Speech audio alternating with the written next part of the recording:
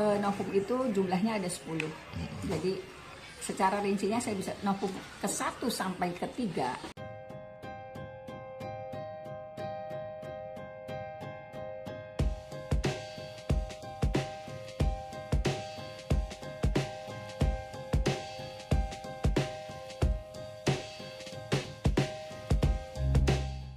Betulnya ada berapa secara kesimpulan novum yang disampaikan? Novum itu jumlahnya ada 10. Jadi secara rincinya saya bisa novum ke-1 sampai ke-3 itu menjelaskan secara visual kondisi korban saat di rumah sakit. Apakah kondisi korbannya parah betul? Apakah benar ada penusukan? Apakah benar ada luka tusuk? Itu tergambar di novum ke-1 sampai ke-3. Kondisi korban yang berada di rumah sakit, bukan kalau kondisi korban yang berada di rumah sakit kan memang tidak ada yang lihat, tidak ada yang tahu. Yang beredar di media sosial itu kondisi-kondisi korban di flyover Talun, tapi kondisi korban di rumah sakit itu novum yang dituangkan dalam memori PK, karena novum itu juga baru didapatkan 2 bulan sebelumnya. Kemudian novum ke-4, adanya visual baut yang tertinggal di penampang tiang PJU. Itu novum ke-4. Novum ke-5 dikaitkan dengan baut itu. Visualnya foto-foto kerusakan motor Eki. Artinya dengan adanya daging yang tertinggal di baut penampang tiang PJU dan kerusakan motor Eki, berarti kan selaras, sesuai bahwa peristiwa kedua korban ditemukannya memang peristiwanya di situ, kecelakaannya di situ.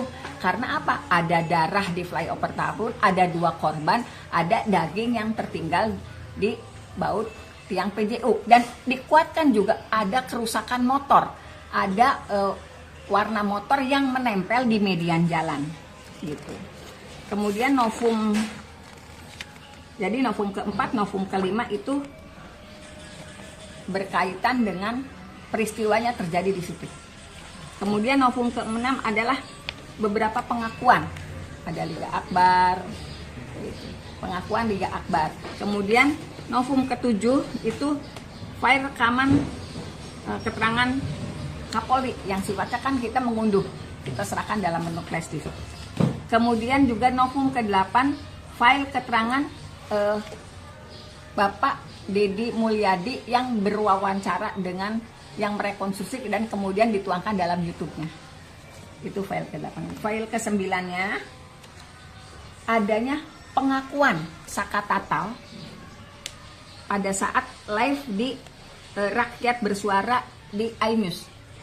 Karena waktu itu Saka kan kalau misalnya dia berbicara, kadang-kadang kan dia lompat-lompat karena mungkin memorinya juga apa yang penyiksaan yang terjadi di Dura 2016 buat dia juga kan trauma. Tetapi waktu di Rakyat Bersuara dia menyatakan selain penganiayaan itu ada di Polres Cirebon juga di Polda. Nah itu dijadikan novum kita. Kemudian yang 10, novum ke-10 yaitu penghapusannya 2 DPO oleh Polda Jabar. Jadi tentu saja selain novum-novum itu juga ada argumen-argumen hukum yang berkaitan dengan kehilafan majelis hakim gitu, yang tertuang dalam memori PK, karena itu kan pasti tidak bisa diabaikan dan mungkin kekuatannya ada di kekeliruan majelis hakim. Lalu setelah disampaikan 10 novum ini dan juga kekeliruan, tim Saka Tatal seperti apa Bu harapannya dan keyakinannya pada Saka Tatal ini? Kalau saya sih, karena saya juga meyakini di 2016 8 terpidana ini termasuk Saka Tatal bukanlah pelaku perbuatan pembunuhan dan pemerkosaan seperti yang tertuang dalam putusan. Mau disebut ini sudah inkrah betul, makanya kita melakukan upaya PK. Saya yakin betul PK ini akan dikabulkan. Keyakinan itu kenapa begitu kuat? Karena sekarang didukung oleh seluruh media, didukung oleh masyarakat yang sekarang paparannya sudah saya jelaskan, ini kondisinya.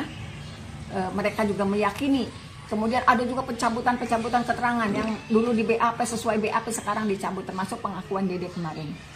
Jadi saya yakin PK akan dikabulkan. Saya mohon doa bagi seluruh masyarakat Indonesia. Saya terima kasih kepada media yang saat ini mensupport dengan cara luar biasa. Karena kita tidak bisa, gimana nggak sedih orang nggak bersalah dihukum seumur hidup. Kita kembalikanlah ke hati nurani. Orang tidak melakukan apa-apa tipe di umur seumur hidup penjara. Dan kalau dilihat latar belakangnya gimana penyiksaan yang mereka dapatkan sehingga muncul pengakuan itu yang tidak pernah dilakukan. Oke.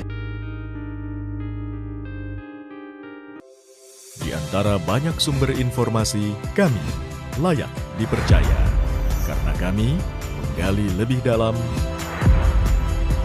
berpihak pada kebenaran,